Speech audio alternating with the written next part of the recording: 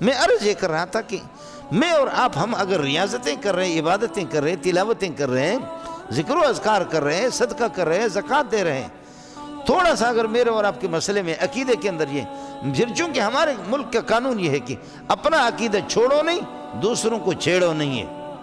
یہ کسی بے غیرت کا جملہ ہے۔ اپنا عقیدہ چھوڑو نہیں، دوسروں کو چھیڑو نہیں، یہ وہ منحوس جو سرکار کے اور امریکہ کے کھاتے ہیں، اور یہاں پر اللہ آپ کا بھلا کریں، ان کے ہاں لڈو کا کوئی فرق نہیں، اپنا عقیدہ چھوڑو نہیں۔ میرا نبی اپنے عقیدہ اس نے چھوڑا نہیں، دوسروں کو چھیڑا، اور چھیڑنے کا طریقہ یہی ہے، ایک اللہ کو مان لو اپنی خوشی سے، اور یہ ہے کہ اپنے اختیار سے، اور اگر نہیں مانتے، دین کو نہیں مانتے، تو پھر ٹیکس دے دو۔ ہمارے ملک میں ٹیکس دے کر کے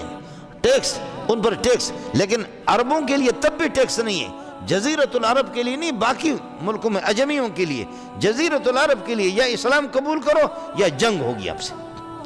جزیرۃ العرب کے لیے یہ بھی نہیں تھا، صرف باقی کے لیے یا اسلام قبول کر لو